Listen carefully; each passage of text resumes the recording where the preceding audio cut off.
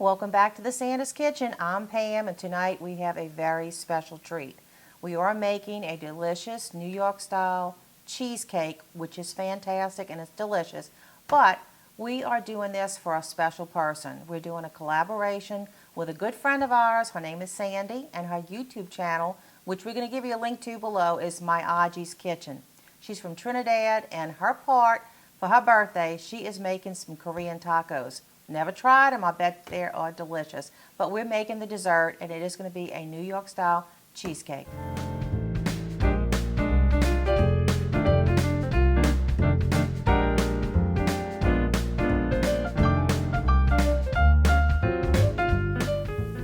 I'm going to be using my KitchenAid mixer, which I love, and I do have a 9-inch springform pan, which I've wrapped with foil, and I have butter, which I'm going to be buttering the inside in a few minutes. But come back and see what we have in this recipe.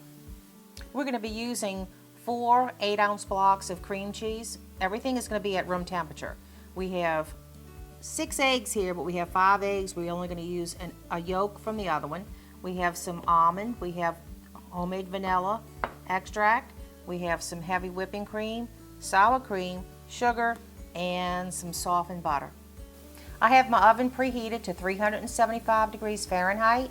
And what I have to do is right now I do have my 9-inch springform pan covered with foil, like I showed you before, and I'm going to use butter to totally butter the inside of the pan, and once that's done we'll come back and we'll make the ingredients.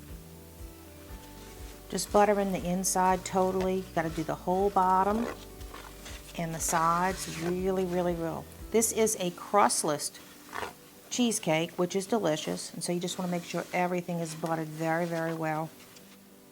And that's it. All right, let's put this together. We're going to start with our cream cheese and our butter. I'm going to turn my mixer on low. Got my cream cheese in there. All right, now we're going to add our butter. Everything is supposed to be at room temperature, which helps the blending. And I'm going to turn this up just a little bit. And we're going to get this mixed really well. Just blend this up for a few minutes until it's got a nice creamy consistency, and then we're going to add our sugar and our other ingredients.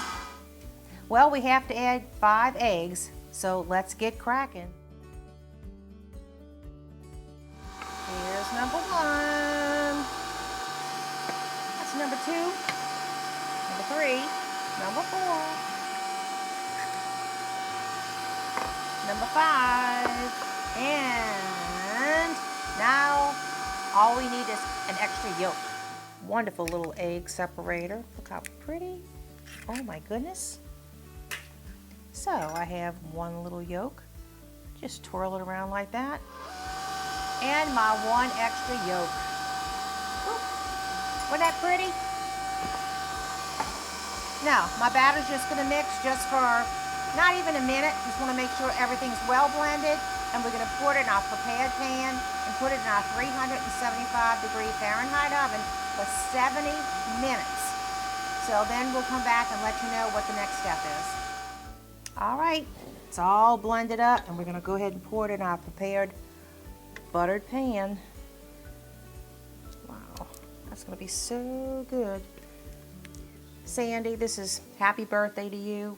And I'm so sorry that we're going to put the candles and we're going to sing happy birthday to you, but we're going to eat it. And now the next step is to show you how we put it in the oven. We are going to put some hot water around here in the pan, which causes a little steam. It keeps your cheesecake from cracking in the middle. So as soon as our water is warmed up, we're going to put it around our pan, and we're going to put it in our 375 degree oven for 70 minutes. And then once that's done, what you do is you turn your oven off, you crack your oven door open just a little bit, and you let it go for about another 30 minutes or so, and then it's ready to come out. So we'll let you know. Honey, you want to come lick this? Yeah, I do. Well, it's the next day, and our cheesecake is out of the refrigerator. It's nice and cold, and we're going to decorate it. But let me recap first what we did. After we mixed all the ingredients, which are going to be listed below, we baked it in a 375 Fahrenheit oven for 70 minutes. When the 70 minutes was up, I turned the oven off, cracked the door open just a little bit, and let it sit in there for an hour. So the heat came out, and after that hour, I was able to just go take it by my hands and take it out because it wasn't hot anymore. So I covered it with foil and put it in the refrigerator. And it has to chill for at least 3 hours, and it was getting late. That's why we're back today. So let me tell you something else that I did. I made 2 mistakes. I made a mistake, 2. Okay, if I had put some little toothpicks in here before I covered it to put it in the refrigerator, because I thought I was tinning it lightly with some foil, well, it sunk and it touched the top of the cake, and so now it pulled some of the top off. So I should have put the toothpicks in. Now, my other mistake is I forgot to put the parchment paper in. So after I buttered my pan, all the bottom and the sides, I should have put a piece of parchment paper. That way, when it was done, I could just slide the cake off and put it on a pretty platter. But now it's stuck to the bottom of my springform pan. So, and there's no way I can get it off without breaking the cheesecake. But I'm not taking it to a party. We're just going to eat it here, and we're going to make sure that we use a plastic knife. That way I don't scratch the bottom of my pan. So, let's get started decorating this cake. We're going to go ahead and take the springform off. Oop, I like that. Ooh, wow. All right, isn't that pretty? Pretty little cheesecake. You can certainly use what you want to top the cake, but for now I'm going to use a chocolate sauce called Smucker's Magic Shell. As I dribble it down the side of the cake, it hardens in place because the cake is cold and the cold temperatures harden the chocolate. Once I finish building up a ridge around the edge of the cake, I'm going to fill in the middle of the cake with a decadent caramel syrup by Hershey's called Indulgent Caramel. It's one of my personal favorite toppings. Or if you rather, you can top this beautiful cake with fresh berries or a variety of different other options. This cheesecake is beautiful. I can't wait to have a slice. And remember, this is a collaboration with our good friend Sandy from my Ajji's Kitchen. And today is her birthday, so this is the birthday cake that we told we were making for her. And I am going to put 2 candles in the cake. One is for Sandy, and today is also our granddaughter Madeline's birthday. Happy birthday, Madeline, from Papa and I. Happy birthday to you. Happy birthday to you. Happy birthday, dear Sandy and Madeline. Happy birthday to you. This is what I've been waiting for. I can't wait to have a slice. I'm going to go ahead and cut myself a nice big piece.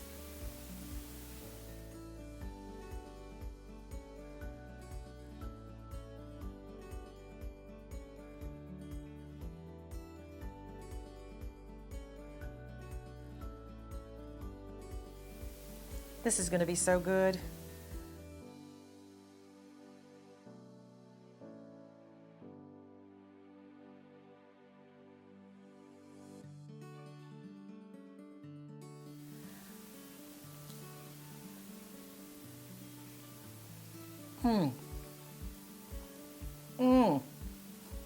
That's all I can say is Sandy and Madeline, this next bite's for you.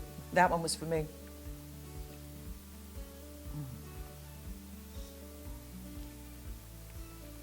It's so creamy and delicious.